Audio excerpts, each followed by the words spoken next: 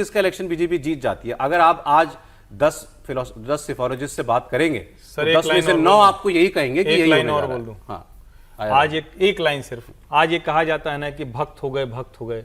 अगर भक्त इस देश में किसी के थे तो सिर्फ और सिर्फ नेहरू जी के थे। आज तक फोटो लगाए घूम रहे हैं। और फिर मैं कह रहा हूं, नरेंद्र मोदी ने इस देश में जो कुछ चल रहा था उसको इस देश के लिहाज से किया।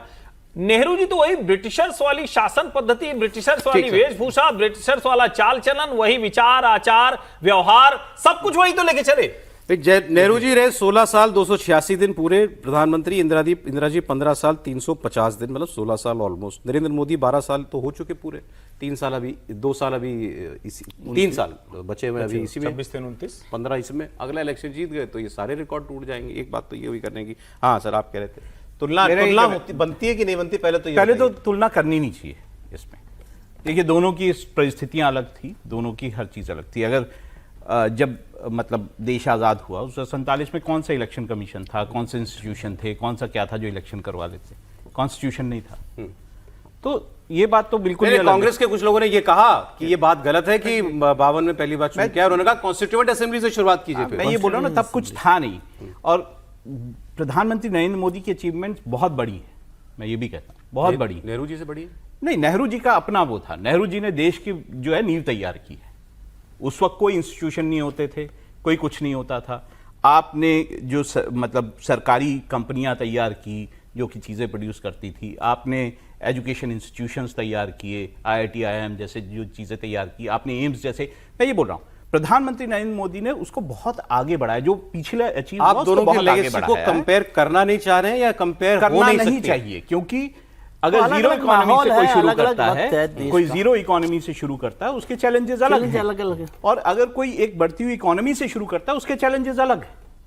देखिए, प्रधानमंत्री नरेंद्र मोदी ने सारी चीजों को आगे बढ़ाया, बड़ी स्पीड से आगे बढ़ाया। इंफ्रास्ट्रक्चर में बहुत बेहतरीन काम किया है। अरे वो तो देखिए, ये सब चीजें हैं, मतलब मैं इसको जितना बोलूंगा उतना कम है, लेकिन बहुत सारी चीजें उन्होंने बहुत अच्छी की हैं। डायरेक्ट टू, अरे मैं आपको एक आर्टिकल मेरे को मिला, मैं इसकी बात मैं करता हूं। अच्छा, ये आर्टिकल आप कह सकते हैं RSS या मतलब राइट विंग स्टेबल से जुड़े हुए एक व्यक्ति, अशोक मलिक जी, इधर ही माने जाएंगे ना सर, वो तो सीनियर जर्नलिस्ट। बिल्कुल, सवाल कहाँ है? नहीं, मैंने पूछा क्योंकि उन्होंने अपनी बात की शुरुआत की थी फॉरेन फंडेड बाकी सब लोगों से, तो ये तो बिल्कुल खाटी इंडिया के ना, ये समर्थक रहे नरेंद्र मोदी के।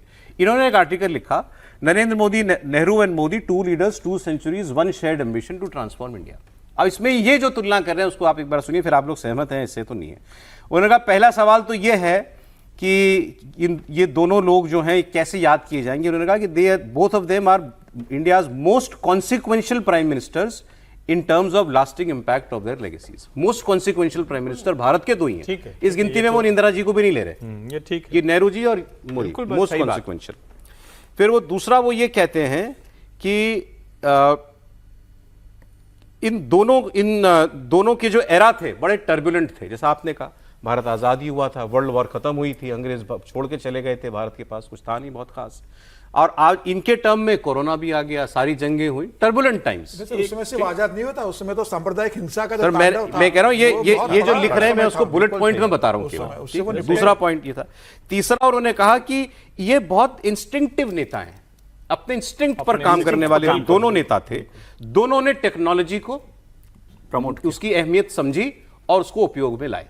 इसमें वो जैसे वो कहते हैं ना, क्या साइंटिफिक टेम्पर लाए नेहरू जी, लोग कहते हैं देश में। नेहरू भी साइंटिफिक टेम्पर, मोदी जी ने उसको आगे बढ़ाया। नेहरू को ये भी तय करना था जाना किस ओर है, रशिया की तरफ जाना है, यूएस की तरफ जाना है। चौथा पॉइंट वो कहते हैं कि नेहरू ने भारत को एक इंडस्ट्रियल बेस दिया और नरेंद्र मोदी देश में वो इंडस्ट्री लाना चाहते हैं आज जिसका जमाना है, जैसे सेमीकंडक्टर्स। तो यहां वो भी उसकी तुलना वो कर रहे हैं। फिर बात आती है ऑपोजिशन की। उन्होंने कहा नेहरू को भी ऑपोजिशन झेलना पड़ा, लेकिन वो आइडियोलॉजिकल ऑपोजिशन था। मोदी को ऑपोजिशन झेलना पड़ा, इलेक्टोरल ऑपोजिशन। नेहरू को बार बार जनता के बीच जाकर चुनाव लड़के कुछ साबित नहीं करना था, क्योंकि उन्हीं को जीतना था, वही थे। मोदी को हर 5 साल में नहीं, हर साल हर चुनाव में एक इम्तिहान देना होता है। ये नेहरू जी को कभी नहीं करना पड़ा, ये काम नरेंद्र मोदी को करना पड़ता है। हर स्टेट इलेक्शन में उनको एक वैलिडेशन लेनी पड़ती है जनता से जाकर के, एक स्टैंप लगवाना पड़ता है, और हर एक इलेक्शन हारती ये बात शुरू हो जाती है, मोदी मैजिक तो गया, मोदी मैजिक तो गया, ये बात होती है माने। लेकिन एक चीज जो सबसे अलग मोदी को करती है, मोदी को ये सिर्फ चुनाव वाला नहीं करना पड़ता। मोदी को हर पैमाने पर देश के सारे किए गए गड्ढों में अगर 1 इंच भी कमी रह गई तो उसका भी दोष झेलना पड़ता है, ये भी समझिए आप। नहीं, लेकिन ये तो नेहरू को अभी तक झेलना पड़ रहा है। नहीं, नेहरू को नहीं झेलना पड़ा ना। नेहरू को तो अब सही आप कह रहे हैं, एकदम ठीक आप कह रहे हैं, अब झेलना पड़ा। जब उनको झेलना था तब नहीं झेलना पड़ा।